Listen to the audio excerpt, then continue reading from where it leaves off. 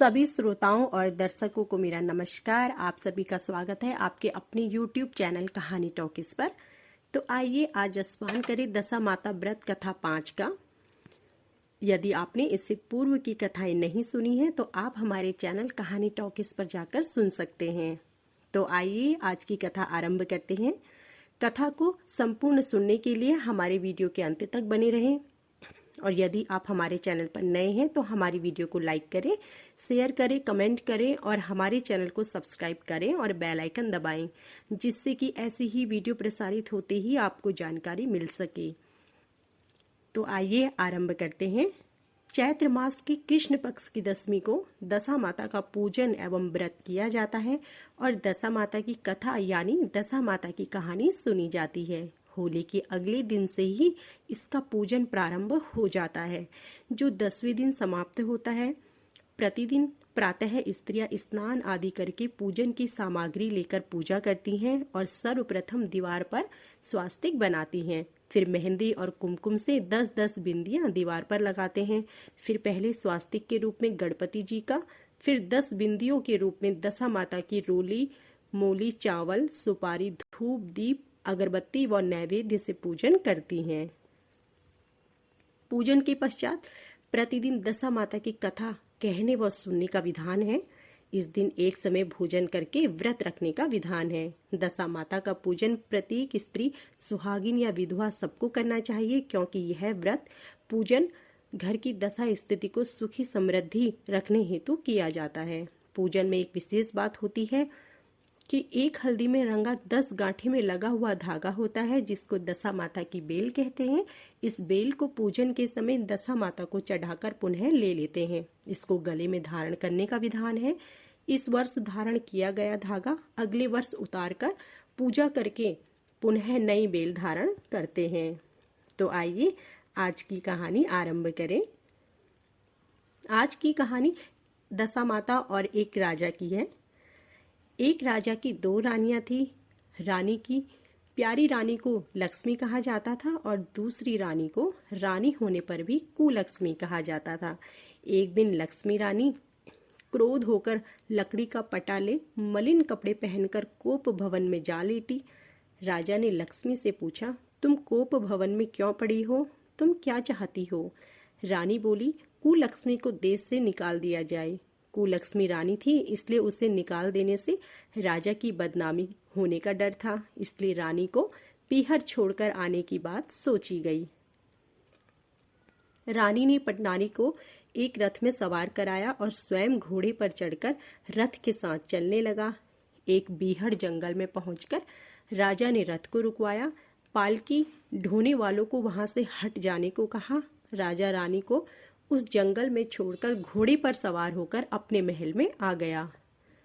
कुलक्ष्मी को बाट जोहते सारी रात बीत गई। रानी को प्यास लगी थी। वह रथ से उतरकर पानी की तलाश में चल दी। रानी ने आसपास पानी खोजा, परंतु उसे कोई जलाशय नहीं दिखाई दिया। रानी ने एक सारस के जोड़े के पीछे चल दी। चलते चलते वह एक नदी के किनारे पहुंच गई। रानी ने सोचा, निर्वित होकर उस नदी में स्नान कर लूं और जल पीकर अपनी प्यास बुझाई। उस समय कुछ अन्य स्त्रियां भी स्नान कर रही थी। स्नान करने के बाद उन स्त्रियों ने दशा माता का डोरा लिया। उनके पास एक डोरा बच गया। उन्होंने रानी से डोरा लेने का अनुरोध किया। रानी डोरा लेकर अपने रथ में आकर बैठ गई। दशा माता ने रानी की परीक्षा लेने के लिए एक बुढ़िया का वेश धारण कर उसके रथ के पास आई। वह रानी से बोली कि बेटी, यहाँ बैठी क्या कर रही हो?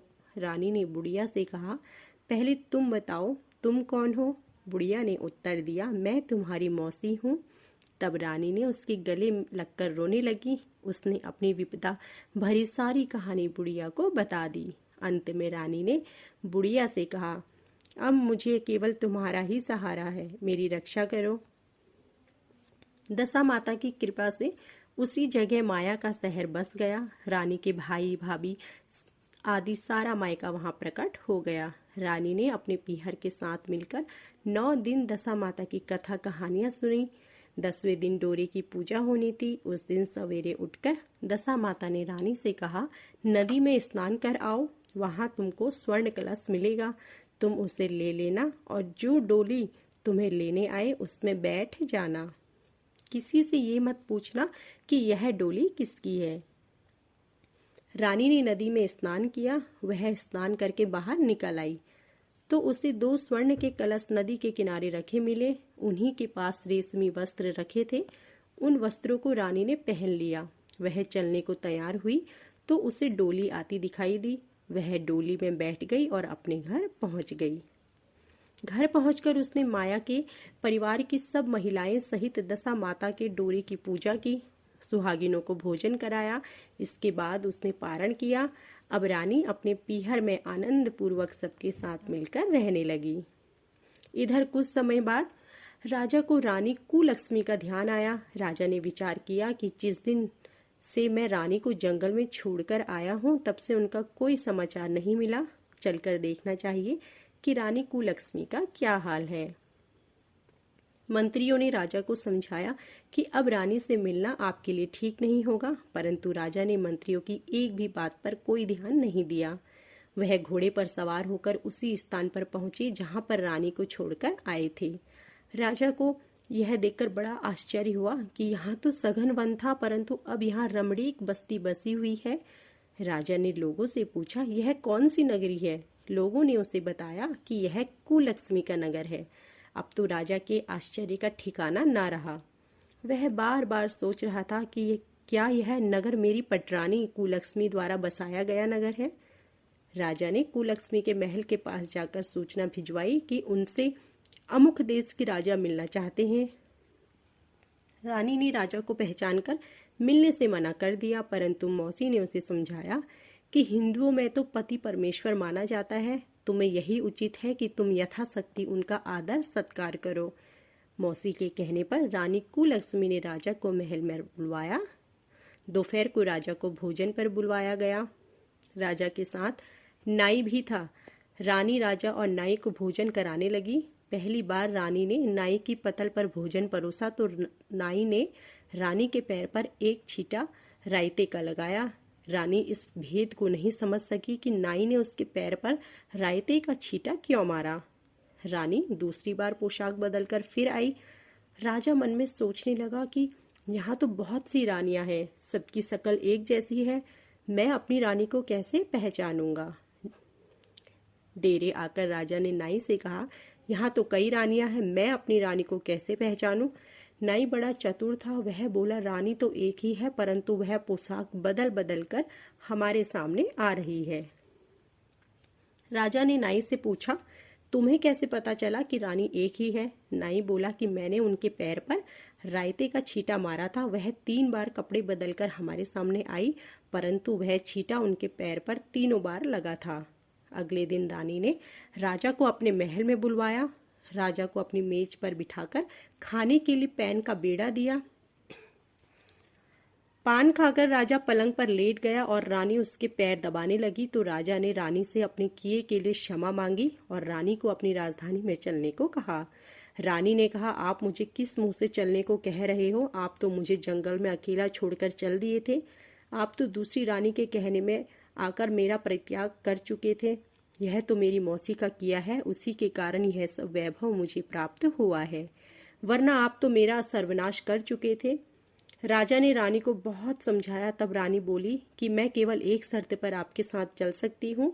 आप मेरी मौसी से वरदान मांगने की यह कि नगरी आपकी राजधानी के पास पहुँचा दे, जिससे जब मेरा मन चाहे मैं आपके पास रहूँ और जब भी मेरा मन चाहे तो मैं मौसी के दिए महल में चली जाऊँ। मेरी मौसी बड़ी दयालु है, संभव है कि वह हमारी बात मान जाए। राजा ने दशा माता मौसी से प्रार्थना की। मौसी ने राजा की बात मानकर दोनों शहरों को पास पास स्थापित कर दिया, मानो एक दूसरे के ही भाग हो।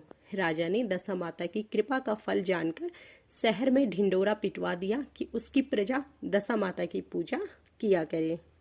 भगवती दशा माता ने जिस प्रकार कुलक्ष्मी पर दया करे, वैसे ही दया सब जनों पर करे। यदि आप भी दशा माता का व्रत रखती हैं तो आपको यह कथाएं जरूर सुननी चाहिए। तो यह थी हमारी आज की वीडियो। आशा करती हूँ कि आपको हमारी यह वीडियो पसंद आई होगी। ऐसे ही धार्मिक व्रत कथाओं, पूजन विधि तथा आगे की कथाओं को सुनने के लिए हमारी वीडियो को लाइक करें और हमारे चैनल को सब्सक्राइब करें और बेल आइकन दबाएं, जिससे कि हमारी वीडियो प्रसारित होते ही आपको जानकारी मिल सके। आप सभी का धन्यवाद।